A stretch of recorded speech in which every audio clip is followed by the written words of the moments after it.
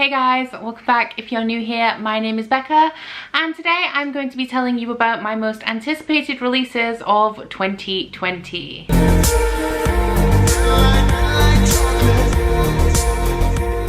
So I make this video every year, but full disclosure, I'm not really all that well on keeping on top of new releases and what's coming out. Something I have come to realize about myself over the last, I would say, few months, I've actually acknowledged what this is that I'm really good at compartmentalizing. So essentially I don't really anticipate everything because I hate that feeling of anticipation where you're getting really excited for something that you can't have right now, and I feel like that has leaked into how I anticipate books. There is one book in this list that I am very excited for its release. However, I have only become very excited in the last week. But aside from that, these are just the books that are coming out in 2020 that I will definitely buy and will probably read in 2020. So I think I have 11 releases to talk about where I have a release date or at least a month, and then I have a further 8 to talk to you guys about that may or may not be released in 2020. Some of them just have a really vague release date. Some of them, as you may realize as we go down this list, have a chance of coming out in 2020, but for some of these books that chance is quite small. I'm just basing this on rumors, assumption and hopefulness pretty much. As well as that, the books that I'm going to be talking about today are books that I am ready to read, so it's likely that they are the first book in a new series by my favorite author, or they are the next book in a series that I am up to date on. You won't find things in this list like the third book in the Lifelike series by J Kristoff, because although he is my favorite author, I have not finished that series yet, so I'm not really anticipating the release of the finale, if that makes sense. So I've actually been a little bit organized this year and arranged these in publication order. So the first book I'm anticipating is The Night Country by Melissa Alberts. I do not own this book yet, but it has already been released, and this is the sequel to The Hazelwood, which I think was published in 2018. So The Hazelwood is a book that was very polarizing. It was initially published as a standalone,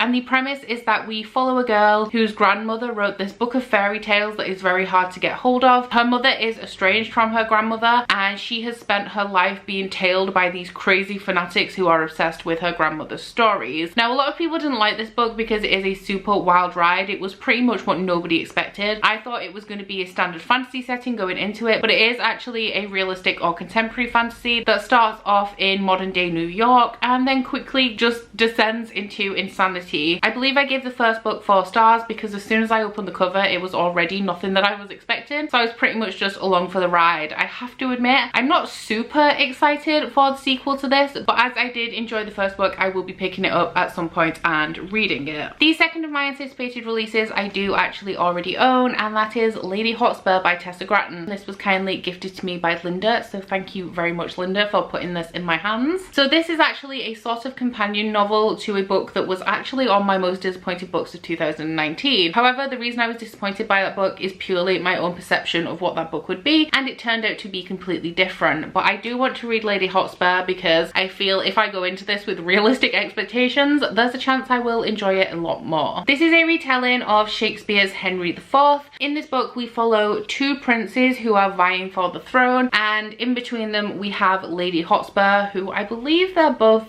in love with, or they both like. Queens of Innislea and assumedly Lady Hotspur are both very slow moving political fantasies. In the Queens of Innislea there are pretty much no action scenes, and it was a very slow book to get through, so I'm expecting the same from Lady Hotspur.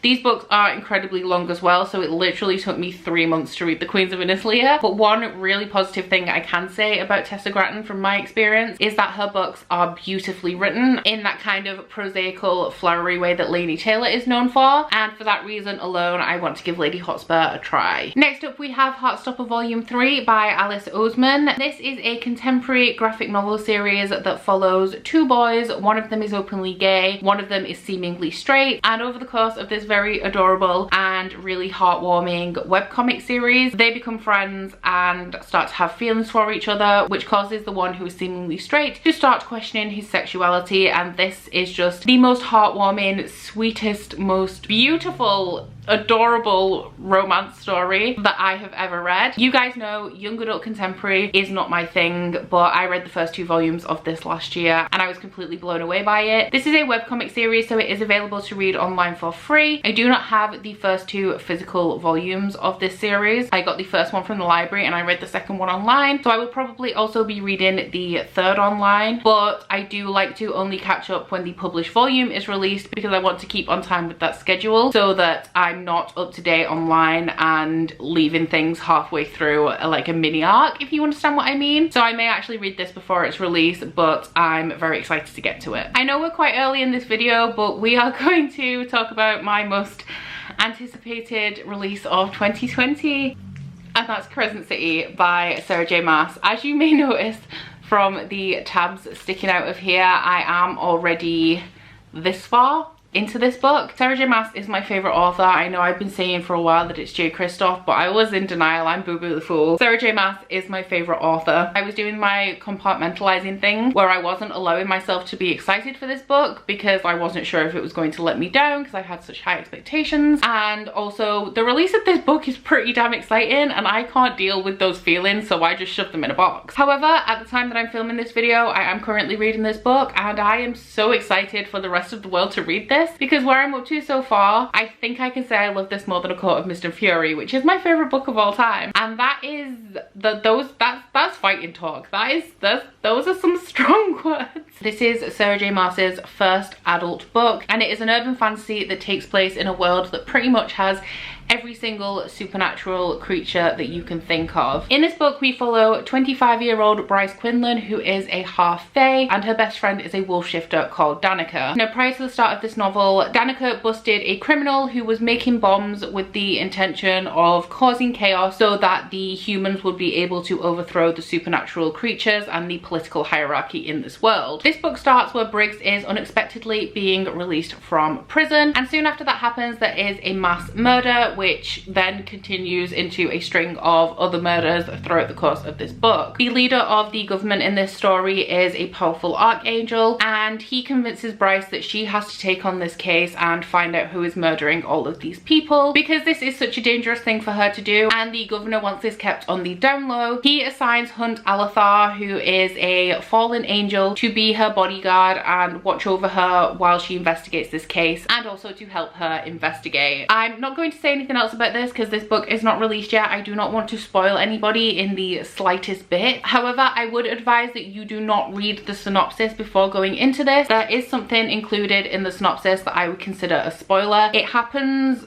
considering the size of this book, it happens relatively early on in the story, but I think that that event will have a lot of emotional impact if you don't know what's going to happen going into this. So please don't read the synopsis if you want to be surprised by that element, but aside from that, I'm not going to say anything else. Aside from, I love this book with my whole heart so far, and I hope you guys feel the same way upon its release. Next up, we have Ruthless Gods by Emily Duncan. This is the sequel to Wicked Saints, which is a young adult morally grey fantasy that takes place in a world that is divided by the people who worship gods and have divine magic and the blood mages. In the story, we follow a girl who is a cleric, and she is quite special as she can harness the abilities of more than one of the gods, which is quite rare. We also follow a blood mage who is actually the prince and heir to the kingdom, and we do have a third character who is part of this organization that kind of work as spies, and they're like a really underground, sinister presence in this world. I was quite disappointed by the first book in this series, but there were a lot of elements that I liked in here. The plot seemed a little bit rushed. I didn't understand anybody's motives. The plot twist didn't seem very well developed. However, I did really love some of the characters in here, and I loved the grey morality themes. There were quite a few betrayals in the first book that I didn't see come in because they weren't well developed. Because of that reason, they did obviously take me by surprise, and I'm very excited to see where that goes in the second book. As an exception to what I said at the beginning, we have Aurora Burning by J Kristoff and Amy Kaufman.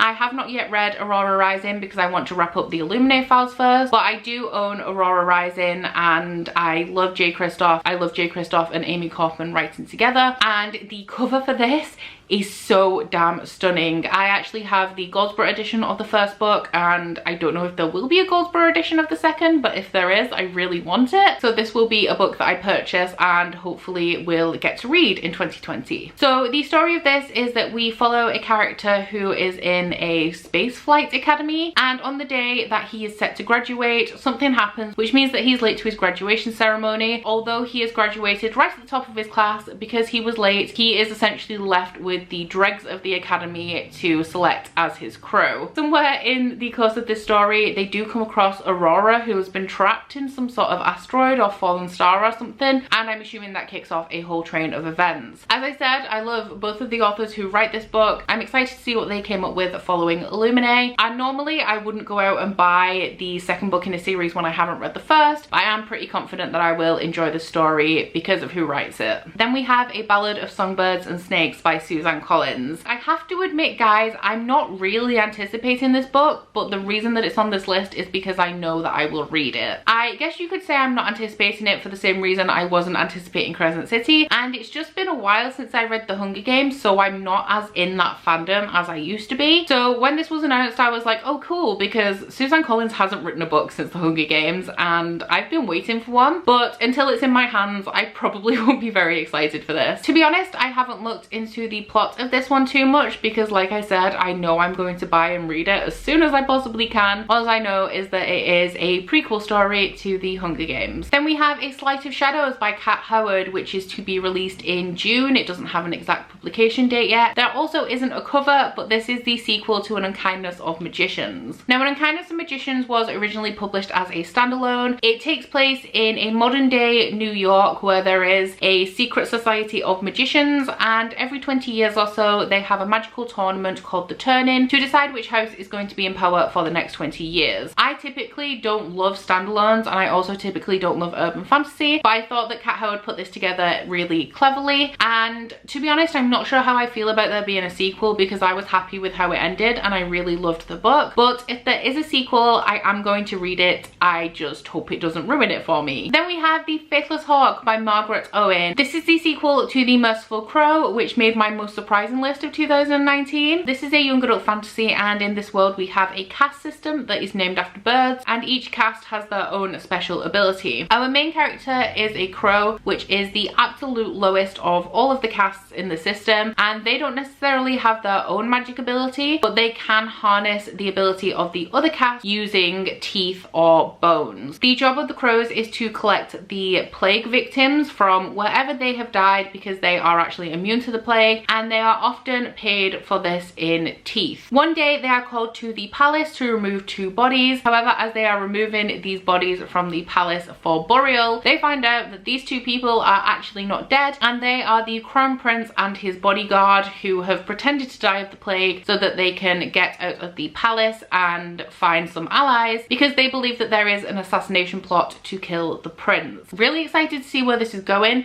especially as it is called The Faithless Hawk. If you have read The Merciful Crow, you will know why that is causing me some concern, and ever since I found out what the title of the sequel would be, I've been a little bit nervous, so July cannot come fast enough. Then we have Hollowpox, The Hunt for Morrigan Crow. This is the 3rd book in the Nevermore series by Jessica Townsend. This is a children's series that follows Morrigan Crow, who is a cursed child, and she is set to die on her 11th birthday. However, in this world, they have a bid day where children are bid upon by academies for things like apprenticeships, and Morrigan Crow actually receives a bid from Jupiter North, who swoops her away just before her death and takes her to Nevermore, which is this magical, fantastical city, and Morrigan then begins a series of trials which will gain her entrance into the Wondrous Society. I literally read the 1st book in this series last week and I loved it so much. It's now probably my favourite children's book, which is saying something. I actually just received Wondersmith as a gift from Amanda, so thank you, Amanda, for that, and I am going to read it as soon as I possibly can because honestly I could have just carried on reading it straight after Nevermore, and I have a feeling I'm going to feel the same when I finish Wondersmith. And the last book we have a definite release date for is Frostheart 2 Escape from Aurora by Jamie Littler. We don't have a cover for this yet, but it is the sequel to Frostheart. I read this for Believathon. It is my friend Gavin from How to Train Your Gavin's favourite children's book, so I had to read it. And in this story we follow Ash, who lives in a snowy world where there are monsters living in the snow. Ash actually has the ability to communicate with them, which terrifies the elders and all of the citizens of the place where he lives. And so he finds himself on board of the Frostheart, where he starts to use his ability to try and track down his parents,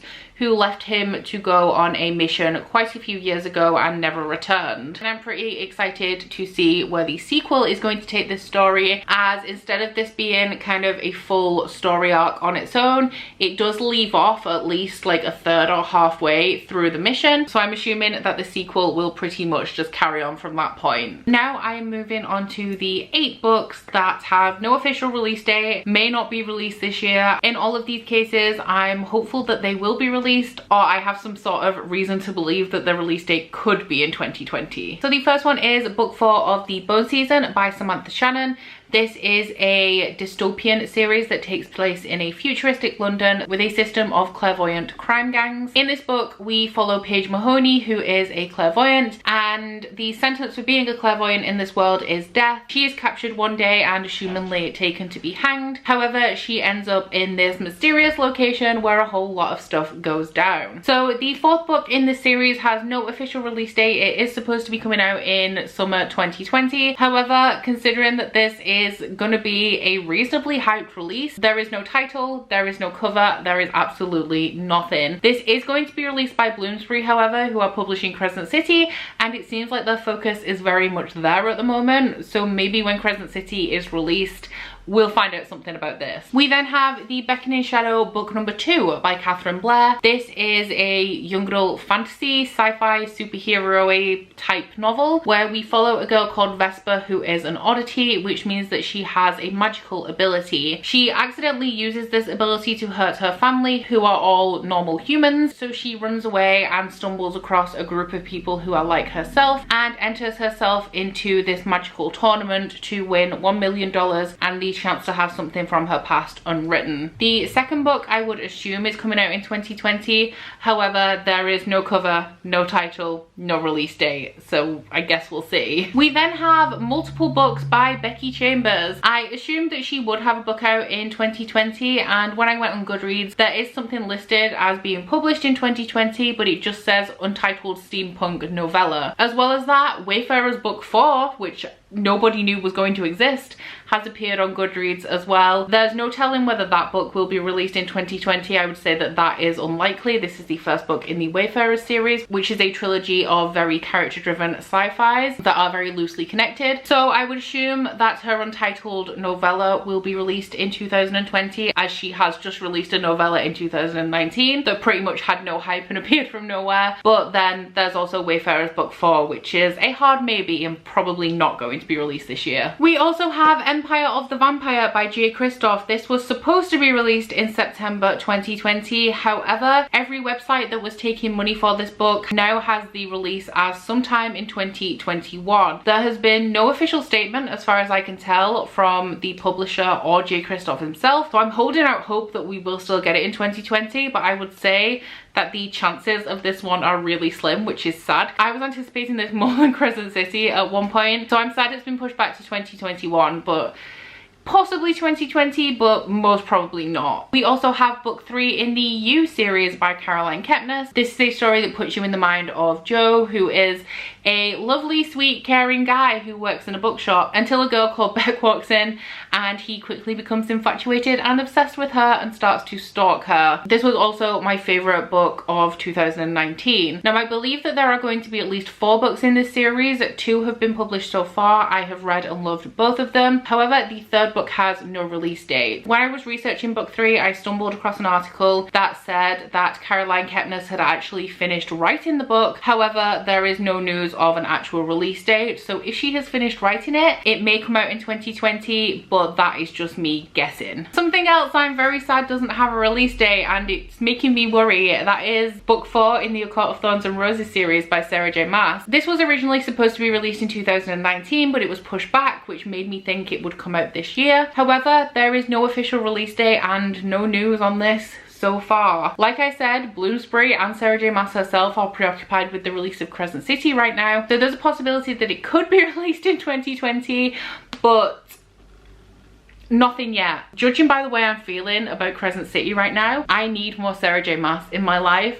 So if this book does not come out in 2020, I'm going to be really sad. As well as that, if this is pushed back another year, it leaves me really nervous about what's going to happen to the sequel for Crescent City, because that is a chunky book. So assumedly the sequel to Crescent City will also be a pretty chunky book, which means that Crescent City book 2 could be 2021 or later, which I'm not okay with that. If you are unfamiliar with the A Court of Thorns and Roses series, it is a fantasy romance series that follows Feyre, who accidentally kills a fae shapeshifter that she thought was a wolf, and because of that she is taken to the fairy world by the Lord of the Spring Court and sentenced to live her life out there in payment for the wolf life that she took. This trilogy is actually completed, but book 4 is the beginning of a second story arc, which is going to follow 2 other characters from this book, Nesta and Cassian. This is one that I'm extremely hopeful for. I don't really have any evidence for why this book could come out in 2020, but it should do. And that is The Winds of Winter by George R.R. Martin, the 6th book in the Game of Thrones series. The 5th book, A Dance with Dragons, was published in 2011, so Winds of Winter is way overdue. But at this point, I think everybody has been waiting so long for The Winds of Winter that there isn't really much hope that it's going to be released anytime soon. That being said, I think now that the show has finished, it may be a good time or a probable time for the release of Winds of Winter. The reason that I'm really desperate for Winds of Winter is because in A Dance with Dragons, the plot strays further from the show than it ever has before. So I really want to see what's going to go down in the next book, because I think that the ending of the book series is going to be very different from the show in a lot of ways, and I'm excited to see how that plays out. And my final anticipated maybe release of 2020 is The Beast Player 2 by Nohoko Uehashi. I think I pronounced that almost right. This is a young adult story that follows a young girl who comes from a family that care for these giant warrior snakes. However, some of those snakes start to die and the main character's mother is blamed for it and killed. The main character does manage to escape while all of this is going on, and this book pretty much just follows her life story really, but the main part of the plot does center around these royal beasts, which are like fairy winged wolves almost, that the main character does start to look after. I absolutely love this book. It was one of my favorite books of 2018. There's nothing about this on Goodreads. The full series is actually published in Japanese, but this is a translated book, and the series is currently in the process of being translated into English. This book did not get a lot of hype on release. I only picked it up and read it because of the stunning cover, so I'm not sure how much money is going into turning these books into English. But in 2018, I did email the publishing house, which is Pushkin, and asked what was going on with the sequel, because Goodreads tells me absolutely nothing aside from giving me information on the Japanese sequel to this book. They said that it was currently in the process of being translated and they were aiming to release it in 2020. So my fingers are crossed, but that information is 2 years old. I think I may actually email them again and see if I can find anything out, but I'm hopeful that I will get the second part of this story this year. So that is it for my most anticipated releases of 2020. Please let me know what you guys are anticipating, or if you're anticipating any of the same books that I am. I don't actually look into debuts and newer books coming out because, like I said, I'm not very good at finding out about new releases, and I'm also always a little bit wary about investing my money in books that haven't been reviewed yet. I tend to wait until a few people I trust have reviewed debut novels. But let me know if there's anything you think I will like that's coming out in 2020. But aside from that, please don't forget to like this video if you liked it and subscribe if you want to. If you head to my description box, you'll find a link to my Goodreads, Instagram and Twitter if you'd like to follow me on any of those, as well as links to my Bookish body butter and candle website, the Instagram for that, and 10% off discount code. But that's it from me today, guys. Bye. Oh, you bite your friend like chocolate. You say you're a go when nobody knows, with guns hidden under our petticoats. We're never gonna quit it, no, we're never gonna quit it, no.